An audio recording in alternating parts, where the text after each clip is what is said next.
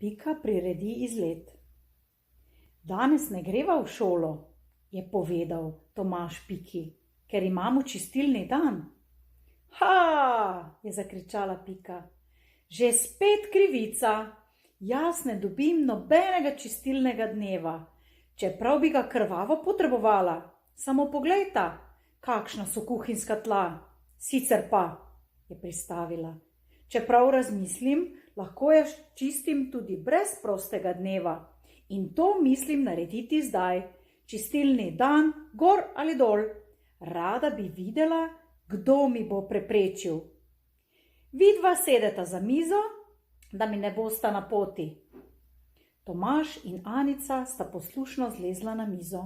Nanjo pa je skočil tudi gospod Ficko in legel spat Anici v naročje. Pika je segrela velik kotel vode in jo brez ceremonij zlila po kuhinjskih tleh. Sezula si je velike čevlje in jih redoljubno postavila na krušni pladenj. Nato si je na bosen podplate privezala 2 krtači in se podrsala čez ves pot, tako da je reklo pljusk, ko je zaorala po vodi. Najbrž bi morala postati princesa na ledu, je pripomnila in dvignila nogo visoko v zrak, tako da je s krtačo na levem podplatu okrušila stropno svetilko. Če drugega ne, sem elegantna in očarljiva, je nadaljevala in urno preskočila stol, ki je bil na poti. Takole, zdaj je menda čisto, je naposled menila in si snela krtači. Kaj ne boš pobrisala tal? Je vprašala Anica. Ne, kar naj se posušijo na soncu, je odgovorila Pika. Po mojem se ne bojo prehladila, samo zadosti se morajo gibati. Tomaž in Anica sta zlezla z mize, stopala po tleh kar se da previdno, da se ne bi zmočila. Zunaj je sijalo sonce z živo modrega neba. Bil je bleščeč septemberski dan. Na kakšnega nas prime, da bi jo mahnili v gozd? Piko je prešinila zamisel. Kaj, ko bi vzeli sabo gospoda Ficka in odrinili na izletek? To, sta navdušeno zavrisnila Tomaž in Anica. Potem pa skočita domov vprašat mamo, ali lahko, je rekla Pika. Jaz nam bom pa medtem pripravila malico. Ta predlog se je zdel Tomažu in Anici dober. Zdirjala sta domov in se kmalu vrnila. Pika je že stala pred vrtnimi vrati z gospodom Fickom na rami, popotno palico v eni roki in veliko košaro v drugi. Otroci so jo ubrali po podeželski cesti in nato zavili na ograjen pašnik, kjer se je med brezami in leskovjem vila prijetna stezica. Sčasoma so prišli do lese, za leso pa je ležal še lepši pašnik. Toda ravno pred vrati v lesi se je vstopila krava in nič ni kazalo, da bi se hotela premakniti. Anica je zavpila nanjo, Tomaž jo je pogumno stopil naprej in jo poskusil odgnati, pa se ni zganila z mesta, samo srepela je v otroke z velikimi kravjimi očmi. Da bi napravila tej zagati konec, je Pika odložila košaro, prestopila in prestavila kravo drugam, tako da je preplašeno odlomastila med leskovje. Kdo bi si mislil, da znajo krave trmariti kot biki, je pripomnila Pika in sonožno preskočila leso. In kaj je posledica? Da začnejo biki kravariti, jasno. Kar kurjo pol dobim, če razmišljam o tem. Kako lep pašnik, je vzkičeno vzkliknila Anica in stopila na vsak kamen, ki ga je zagledala. Tomaž je imel s sabo bodalo, ki ga je dobil od Pike, in z njim je zase in za Anico urezal po potni palici. Malo se je urezal tudi v palec. A kaj bi to? Mogoče bi celo nabrali par gob, je menila Pika in odlomila lepo rdečo gobo. Me zanima, ali je užitna, je nadaljevala. Pitna vsekakor ni, toliko že vem, zato nimamo druge izbire, kot da jo pojemo. Mogoče bo pa šlo. Odgriznila je velik zalogaj gobe in ga pogoltnila. Res je šlo, je navdušena ugotovila.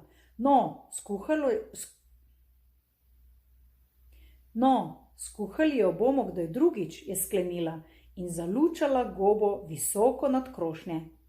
Kaj imaš v košari, Pika? Je vprašala Anica. Kaj dobrega? Tega ne povem niti za 1000 kron, je zatrdila Pika.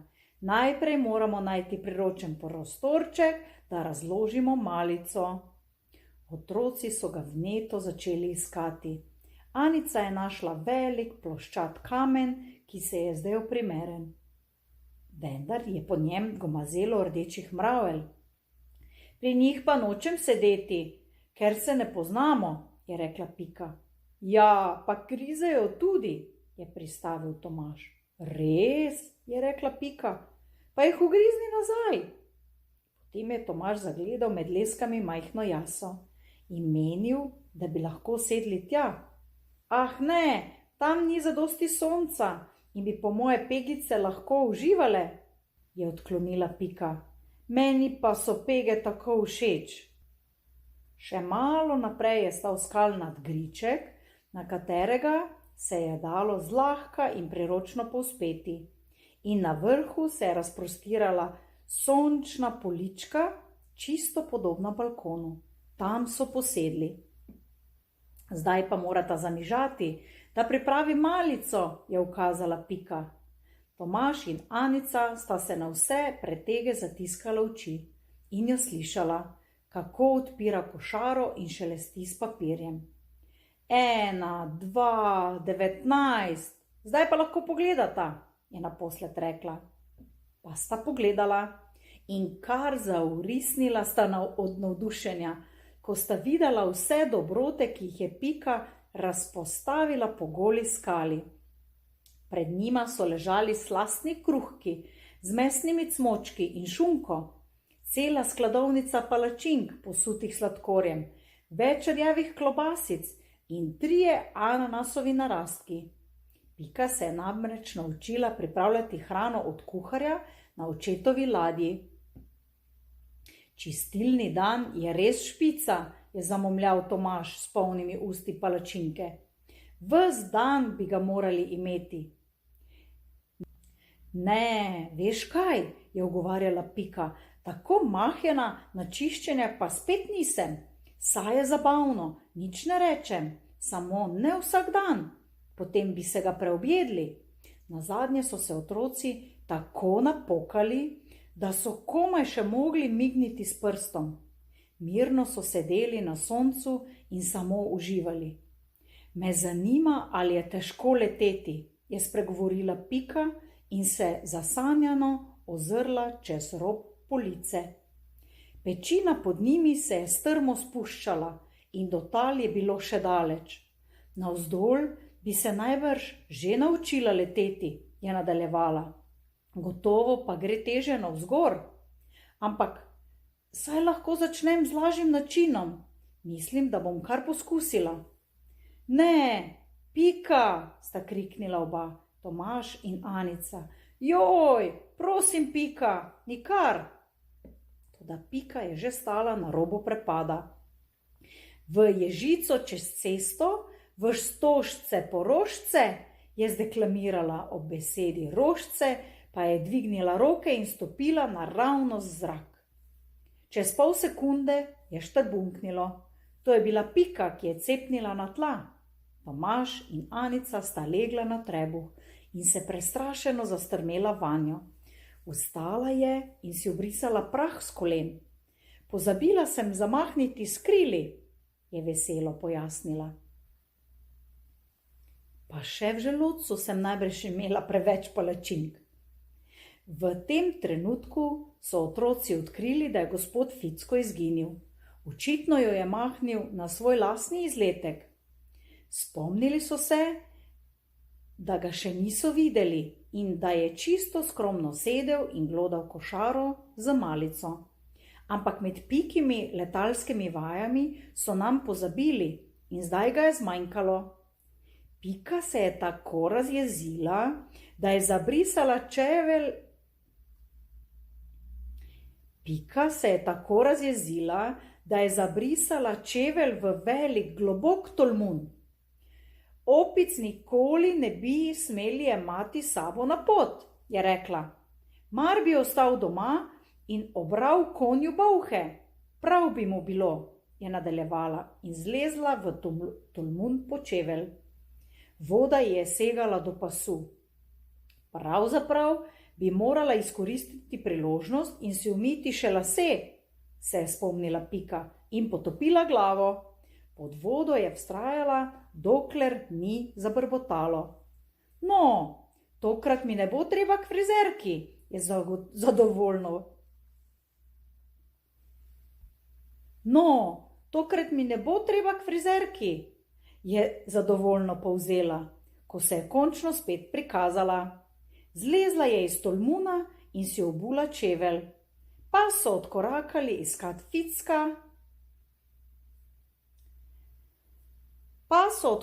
iskat gospoda Ficka. Slišita, kako čmokata okoli mene, ko hodim, se je zasmejala Pika. Obleka dela čmok, čmok, čevlji pa klok, klok, res smešno. Po mojem bi morala poskusiti tudi ti, je rekla Anici, ki je bila s svetlimi svilnatimi kodrčki, rožnato oblekico in belimi usnjenimi šolenčki, taka kot iz škatlice. Kdaj drugič, je razumno odgovorila Anica. Hodili so dalje. Na gospoda Ficka se res lahko razjeziš, je razpredala Pika. Zmeraj uganja take. Tudi v Surabaji mi je enkrat ušel in se udinjal kot gospodinski pomočnik pri neki stari vdovi. Tole na koncu sem se seveda zlagala, je dodala po premoru. Tomaž je predlagal, da bi se vsak lotil iskanja v drugi smeri. Anico je bilo malo strah in najprej ni hotela, vendar jo je zbodel. Pa ne, da si reva. Takega posmeha Anica seveda ni mogla prenesti in tako so 3 otroci odrinili, vsak v svojo smer. Tomaž je ubral pot čez travnik, gospoda Ficka sicer ni našel, zato pa je našel nekaj drugega. Bika, ali bolje, bik je našel Tomaža in se nad njim ni navdušil, ker je bil jeznoritež in še malo nekakšen ljubitelj otrok. Pridirjal je s pobešeno glavo in neprijaznim rovenjem. Tomaž pa je od strahu zatulil, da se je razleglo po celem gozdu. Slišali sta ga tudi Pika in Anica in pritekli pogledat, kaj hoče s tem tuležem. Takrat ga je bik že nabodel in zalučal visoko v zrak. Kakšen butast bik, je pripomnila Pika Anici, ki je obupno jokala. Takole se vendar ne obnaša, saj bo Tomažu čisto popacal bel mornarski komplet. S tem teslom se moram resno pogovoriti. Rečeno, storjeno. Pritekla je in ga pocukala za rep. Oprosti, če te motim, je rekla. In ker ga je pocukala močno, se je bik zasukal in zagledal še enega otroka. Tudi tega je hotel nabosti. Kot sem rekla, oprosti, če te motim, je ponovila Pika. In če te nalomim, je pristavila in biku odlomila rog. Letos ni moderno nositi 2 rogov, je izjavila. Letos imajo vsi boljši biki samo po enega, če sploh, se je popravila in odlomila še drugega.